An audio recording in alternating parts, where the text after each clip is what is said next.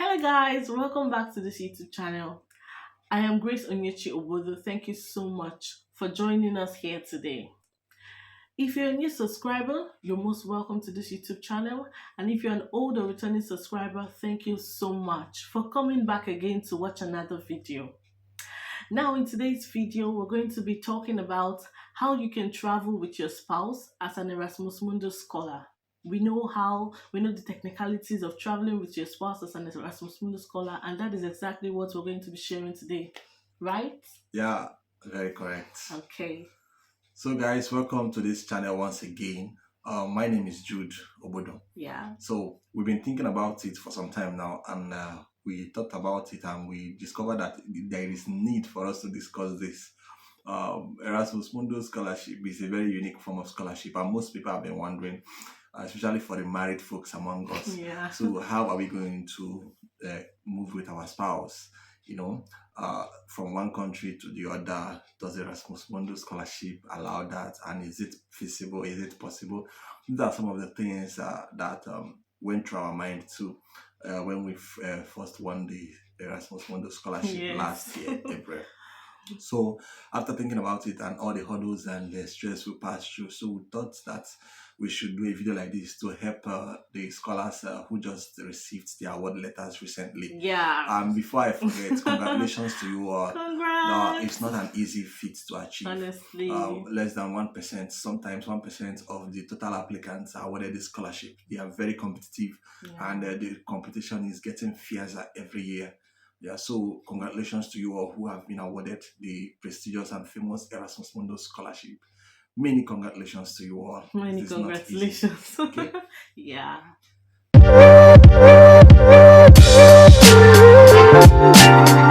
Okay, guys, welcome back. Just like we mentioned earlier, we are going to be talking about some of the things you need to know as a scholar who wants to travel to the EU country with your spouse. So we are going to be giving you some of the ideas and the things you need to know. And we're going to itemize it and make it as clear as possible using our experience. Yeah. For those of us who don't know, I won the Erasmus Mundus Scholarship in the year 2022 from the program Public Health in Disaster. And my mobility run across Spain, Sweden, and South Cyprus. Okay, so and I traveled with my beautiful wife here to my first mobility country, which is Spain. And we processed all our documents, and we're going to discuss some of these things from the beginning till the end. So let's go into the full business of today. The first thing you need to do as a recipient of this award is for you to understand whether you really want to take your spouse along with you. Yeah. If that's the first thing you need to do. You need to decide, do you really want to take your spouse with you for this scholarship? If you have decided that you want to take your spouse and maybe you have a child too, then the next thing you need to consider the country. Okay, you need to look at the living expenses and the living cost of living in the country. It is very important.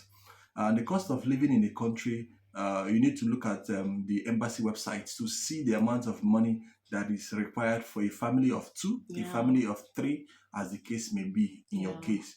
So when you look at it, you look at your monthly stipend and compare and contrast whether your monthly stipend will be enough for you to actually take care of your family in a month. So once you have considered that, and possibly your monthly stipend may be enough, or the difference between your monthly stipend and what you need is not that much, you know that the excess of it, you have to provide funds for it. That's the first thing you need to do. So once you have analyzed that and you have gotten that idea first, fine. The next thing you need to think about now is to inform your coordinator. Inform your coordinator. That is the next important thing you need to do.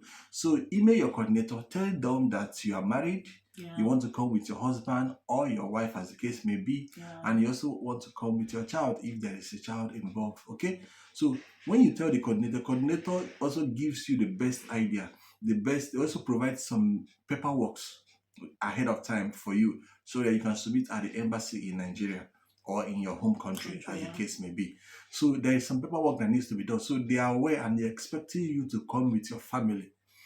Please, there is an important thing I need to say before I continue. It is very, very important that you do everything within your power to come along with your family in your first mobility country. Yeah, It is that's the the game most changer. important information you can get from this video. Very true. Whatever you are doing, make sure that you do it before you leave your home country. Moving to the EU country and then trying to bring your family later is usually very Very difficult, problematic. honestly. It is very difficult and sometimes almost impossible because of the unique nature of the Erasmus Mundus Yeah, Scholarship. So the Erasmus Mundus Scholarship has the mobility, as you all know. So you move from one country to another. Some of these countries, you spend less than 6 months there.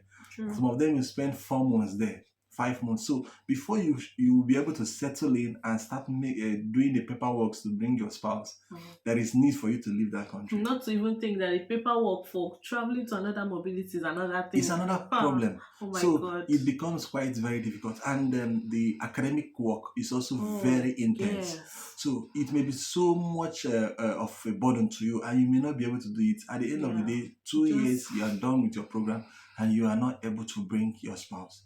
So the game changer, the most important information you're going to take from this video is that you should start the process with your family, with yeah, your spouse in your home country. country. Okay, True. Yeah. inform your coordinator that this is what you want to do. Mm-hmm. Okay, and then after informing them, if there is a paperwork, they will provide this paperwork for you, and then you use it and start the process. Let's go ahead and continue and talk about other things you need to do after this. Okay, Yeah. so like I was saying earlier, there are considerations you need to make. If you are someone that has children that are already going to school in your home country, these are the things you need to consider. Do Yeah. you want to move with them to some of these countries? And you also know that these countries, some of them don't speak English. Okay, especially if you're coming from English-speaking country like us. Yeah. So you're going to consider them. Your child is going to start school in a new country with a different language. You need to understand that. So you need to consider these factors Yeah. before you decide. If you are like us that just have a child of 6 months, our child was just 6 months of age when we moved, so it was not a big problem for us. So, but if you have a child maybe up to like 4 years and or 5, as the case may be, so you see that it's actually something to think about. Yeah. Another thing also you should understand is that you need to consider whether your spouse will be able to work in your country of mobility. Sometimes dependents of students are not permitted to work. Okay, so if there is a situation where the stipend is not enough to take care of your family, you see that it becomes a problem. Yeah. So there is need for you to consider that. But if it's a place where the stipend is enough to take care of your family, the absence of work permits for your spouse will not be a problem. Okay, True. so these are the things you need to consider. It is very important. And your spouse should be someone who is actually willing to learn a new European language. Yeah, it's an opportunity for your spouse to learn a new European language, and it's a plus for your spouse. Okay, but either your husband or your wife is a plus for him or her. Even for the students, most of us have work permit, but due to language issues, most times we are not able to work with it. Yeah. Apart from the language issue, yes, the academic curriculum is actually very, very tight and very, very serious. So most times we don't really have the time. Now, if we really have the time, we can't speak the language, and you cannot do any form of part-time work if you cannot speak the local language. And most European countries, they speak their local language. They don't joke with it. Yes. So these are the things you need to consider. So your spouse have to have all these things in mind, and you also have to consider all these things. Then you decide. Like I said earlier, once you have decided on all these things and you have made your decision and you have decided to move with your family, then please notify your coordinators and inform them of your plans. Okay? Yeah. Let's now talk about the visa process. Since you have decided that you want to move ahead with your spouse, there's something you need to know. You know that you need to have your court wedding certificate. That is the extra document you need to have to show that you are married to your spouse. And then if you have a child, you need the birth certificate of the child. For the Spanish embassy, that when we were doing ours, they do what we call with the authentication of documents. So you send your documents to the Ministry of Foreign Affairs in Abuja if you're in Nigeria. So you send it to Abuja and then they do what we call authentication of documents. So as someone who wants to travel with the spouse, you add all these documents to it, the marriage certificates and the birth certificate of your child or your children, as the case may be. Now, some of them, they also in the Spanish embassy, they request for the police character certificate. So other people were just doing police character certificate for themselves. So you as a married person, you do for your spouse too. Yeah. Okay, so you do police character for your spouse too. You get your marriage certificate too. You also get the birth certificate of your child, as the case may be. Yeah. You send them to Abuja. You go there and do authentication of this document together with your own personal academic documents as a scholar who is taking his or her family. Okay, so after you do the authentication, the document returns back to you. You now go to the embassy using the Spanish embassy as a template. You do what we call legalization of documents. Okay, last year in 2022, when we did ours, a page was about 18,500. So we are going to consider these things as someone who wants to move with the spouse, with the family. Each page of your document costs about 18,500 for you to legalize it. Okay, so and also even the one you're going to do in Abuja, the one you did in Abuja, I think a page is about 1,000 naira thereabouts for you to authenticate a page or thereabouts. Sometimes you can call people there to assist you to do these things. Okay, you must not really travel all the way from your place of residence to Abuja. Someone can actually assist you, especially for that of Abuja, and to do this authentication because of the stress and your type, your work and all that. Okay, now after you've done your legalization, after you've gone for the legalization, it's important that you know that you have to do this for all the documents that is required, both for you, your spouse, and your child, if you have a child. It is important. Then you calculate the amount of money involved. You see that a lot of money is involved when you are doing this process. And if you are going to a country that requires extra funds to add to your Erasmus Mundus stipend, it's at this moment you also get it ready, like a bank statement to support what you have. Okay, so during our time, we submit after we did our legalization, our documents came out 1 week later. We collected the documents and then we applied for visa. Then we attached all the legalized documents together with the statement of account that we used to attach, to add, to augment the stipend that is given to us. Remember that this stipend is given for one person. Yeah. Okay, now you want to use this stipend for more than one person.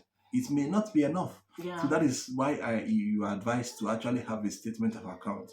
But the amount you have will differ from someone who doesn't have a scholarship at all. Yeah. Okay, so what you have is to augment what the scholarship is giving you on a monthly basis. Okay, so you submit the document, you follow the visa process. Another thing I will advise you is to follow your other colleagues very well. For those in Nigeria, the Erasmus Mundus page, the Erasmus Mundus student network in Nigeria is doing a very great work. They are going to add you all to a group, a WhatsApp group, and they're going to share a lot of information about the process. And that group was very helpful for me. Okay, and then during this application period, you need to understand that what you're applying is student accompanying student visa for your spouse. Depending on the country, we country. nearly applied for family reunion. Yes, it's good to know the particular visa you're applying for. Yes. So another thing I did was that when we are doing legalization, I asked the visa officer there, please, what type of visa are we to apply? Because I want to travel with my wife and my child. And I was thinking it was going to be a Spanish family reunification visa. So she now told me that it is not. It is accompanying student visa. Family reunification visa works when one of the spouse is already in the country of interest and they're trying to bring his or her spouse from the other country, from the home country. That is when it becomes family reunification visa. But in this case, all of us are in the same country. Yeah. I'm applying for a student visa and I want to travel with my spouse. So she told me it was family student accompanying student visa. Okay, so you need to be sure. Go to the embassy.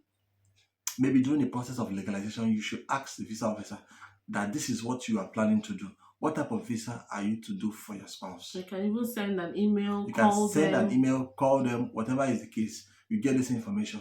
Remember, all this thing boils down to you doing it at the same time. Yeah. I mentioned earlier that Erasmus Mundus student page is going to add you to a WhatsApp group. If you are not in that page, I'd advise you to join that page on Facebook and on LinkedIn, as the case may be. When you're added to this WhatsApp, we're going to be giving you step-by-step process on how to do the visa process. Follow the process. The only difference is that as you are doing it, you are doing for your spouse. This Yeah. page actually helped me a lot. So whatever I was doing for myself as an individual, I do it for my spouse. So I know that for my spouse, I need her birth certificate. I know that I need the marriage certificate. I know that I need my birth certificate for my child. Okay, these are some of the things they do. And also know that some of the European countries do what we call verification.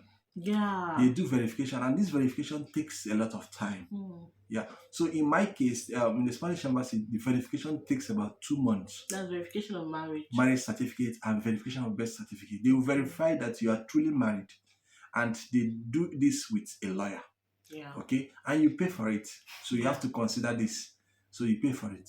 So when you pay the money, your colleague's visa may come out earlier because they don't have a spouse, they don't have verification to do.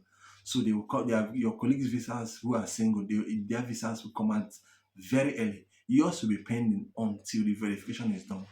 They will send a lawyer to your place of marriage, the place you conducted your court wedding, to confirm that you actually did your marriage. And this process takes 2 months. They also try to confirm the birth of your child, that this child was born to this family. Okay, this process takes about 2 months, and you pay for it. So the earlier you start the process, the better for you. So you'll be able to resume on time. So that the visa comes out on time and you resume in the EU on time. It is very important. Okay, so don't wait for the single folks who are maybe they are delaying for one reason or the other. Theirs is not in the same space with you. So you need to start on time. Now, for some other embassies, it takes very long time for your visa response to come out. So the idea is start on time. Okay, another thing you should also consider when doing your visa process is the accommodation.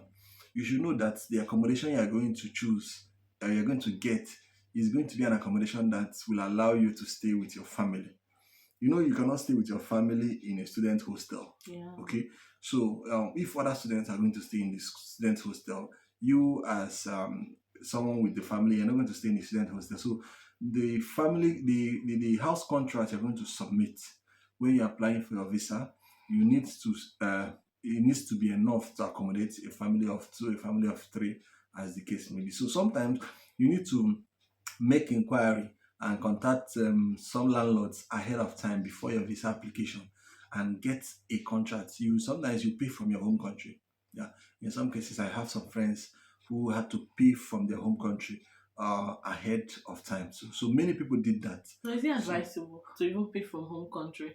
Sometimes you have to speak with your coordinator. Okay. If you speak with your program coordinator will tell you the best line of action. But know that the visa officer needs to know where you are going to stay when you arrive. Sometimes some people book for Airbnb. Yeah, it's kind of a guest house, a restaurant, a hotel, where you can actually stay for some time. Okay, so you get these apartments and then get the contracts sometimes, so that you're going to stay here for a period of 1 week, a period of 2 weeks, while you are looking for a better accommodation.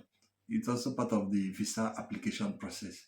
So you should also consider that. Okay.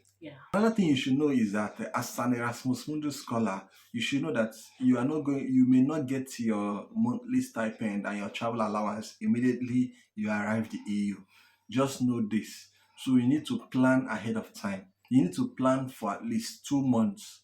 So you need to have enough funds to sustain yourself and your family for at least 2 months, because it takes some time, the office work and the paperwork to start getting your payments. So it may take at least 2 months. In my case, it took 2 months before I started receiving my payments.